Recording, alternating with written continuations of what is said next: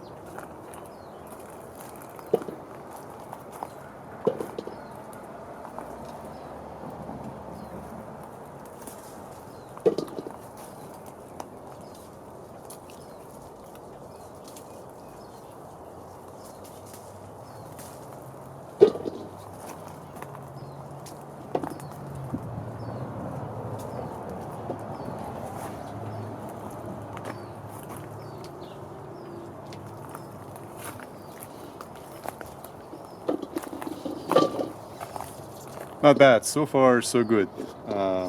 So we have a couple more trees to go through. So let's get on with it.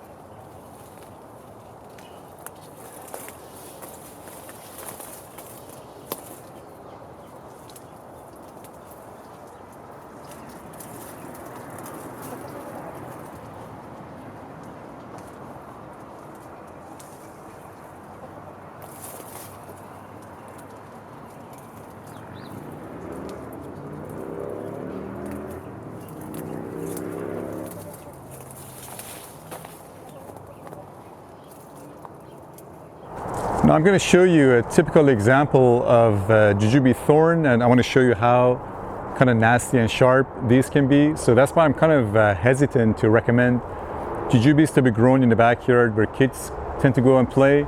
You always want to make sure that you plant your Jujube in an isolated spot that is not really accessible by the kids.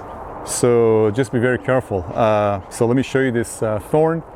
And these can, so going back to the same point I referred to earlier, you always want to make sure you put on some gloves or just use a pair of pruners to harvest your fruit off of a Jujube branch, because of these thorns. These can easily penetrate through the gloves and kind of still poke your hands and fingers. So it might be a good idea to put on 2 gloves when you prune Jujubes, and just be very careful. So let me show you this thorn. If I can just get this in focus. You want to be very, very careful with these. These can mess you up pretty badly. So just an example of a Jujube thorn. Yeah, just watch out.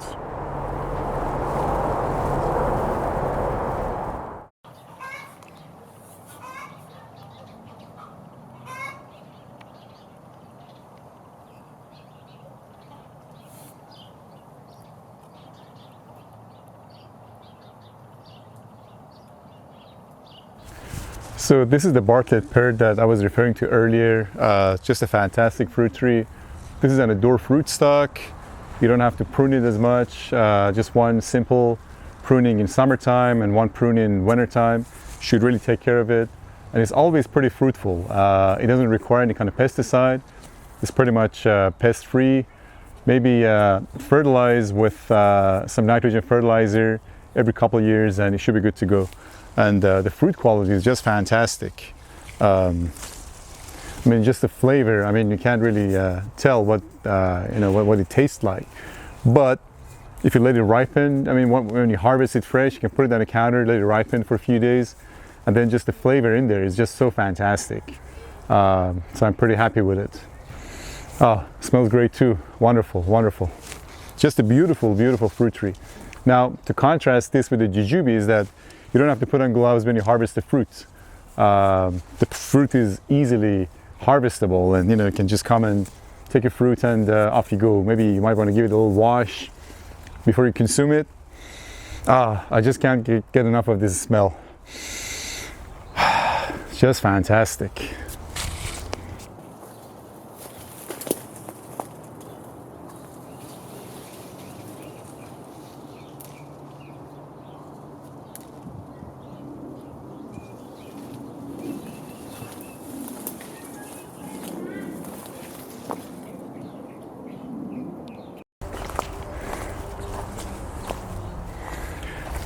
So something I got to tell you about this little fellow. This is a persimmon.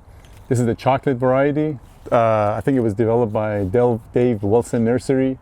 To bear fruit, it requires cross-pollination. I mean, it can bear fruit, but the fruit production won't be that intense. And the cross-pollination also serves another purpose. The fruit won't be that astringent if it cross-pollinates with another persimmon. So we had another persimmon nearby. Unfortunately, didn't make it last year because of drought. So I'm just going to harvest all these fruits. I wasn't expecting any kind of fruit production from this. It's a very small tree, but I'm assuming, or I'm thinking that this might be an indoor fruit stock. I didn't get much growth this year, and I probably won't prune it. I might just do some small pruning and let it grow a little further and see what happens. Yeah, but I mean, it's a beautiful, beautiful tree, and I'm very happy with it.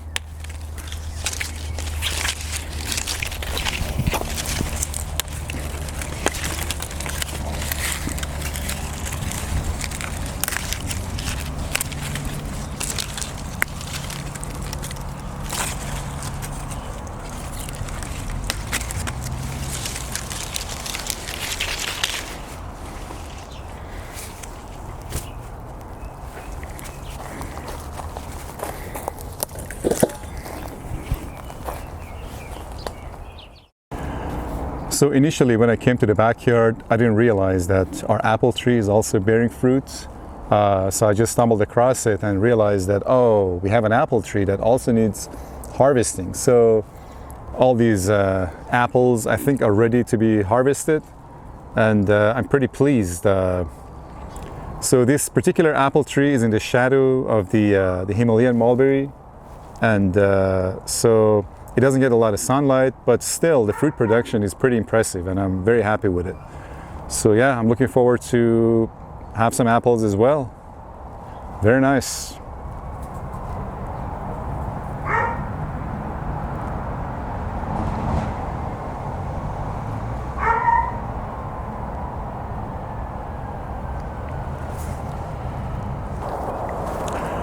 Now, one thing I need to tell you is that the fruit trees that we have in this backyard are predominantly of deciduous nature, meaning that they drop their leaves in fall season and they go dormant in wintertime, with the exception of some citrus trees that we have, and also one medlar that just doesn't want to go dormant in wintertime.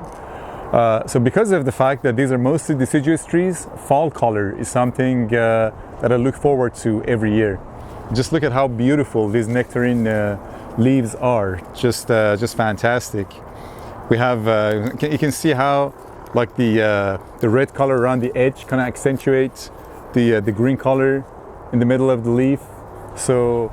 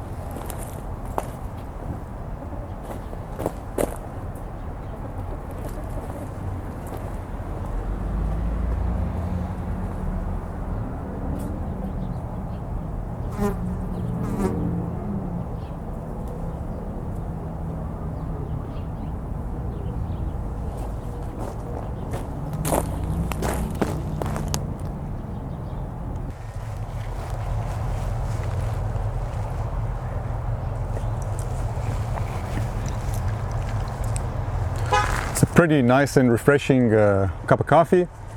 So I'm about to conclude my fruit harvest adventure for today, and I have to say I'm generally pretty pleased. I didn't really have a whole lot of expectation from this backyard as far as fruit yield, fruit production, for two main reasons really. One, Sacramento has been pretty dry for the past 2 years. It didn't really rain much, and because of water usage considerations, I didn't water these trees as much as I should have.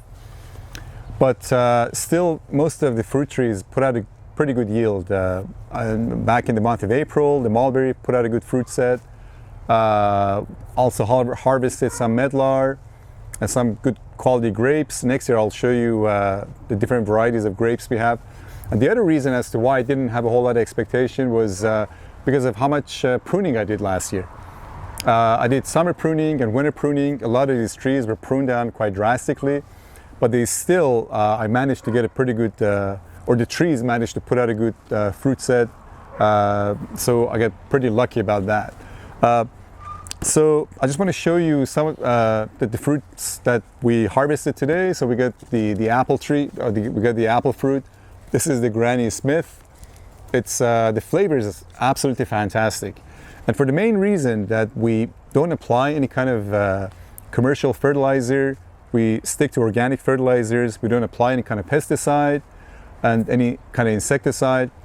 So that really differentiates kind of backyard growing philosophy from commercial growing. Commercial growers are concerned about the spacing between the fruit trees. They want to maximize their fruit production, their fruit yield. And because of that, they apply insecticides, pesticides, and so on and so forth. So, but as a backyard grower, I think the main concern is the kind of pleasure you derive from coming to the yard and harvest the fruits yourself, and also the flavor. I mean, the flavor that you get from a tree that you grow in your backyard is just unmatched with what you would get from a supermarket.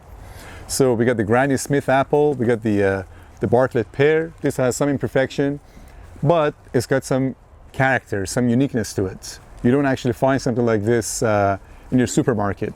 So it smells just fantastic. The persimmon, the chocolate persimmon, this obviously to get a good fruit yield, you need to have another persimmon from a different variety, perhaps high chia or maybe a coffee cake or chocolate to cross-pollinate with, and your fruit won't be that astringent. So the other thing, obviously jujubes were the most productive tree this year again. And I think for the main reason that they're pretty much maintenance free. They're free. They're pest free, insect free, and they don't need to be watered that much. And so yeah, I'm pretty happy about the fruit harvest for today. It's pretty colorful too. Yeah, excellent. I mean, the chickens are happy in the yard too. They're having a good time, and having fruit trees in the yard and plants in general attracts a lot of wildlife. So you can just come out and enjoy the sound of birds kind of chirping in the yard, and maybe at night some nightingales. They can put you to sleep much more enjoyably. Thank you very much for watching this video, and if you haven't done so already, please do subscribe to the channel. I have more exciting content to come about backyard growing and backyard culture and fruit growing in your backyard and so on and so forth. Yeah, so thank you very much. Drop a comment, and I'll see you in the next video. Thank you.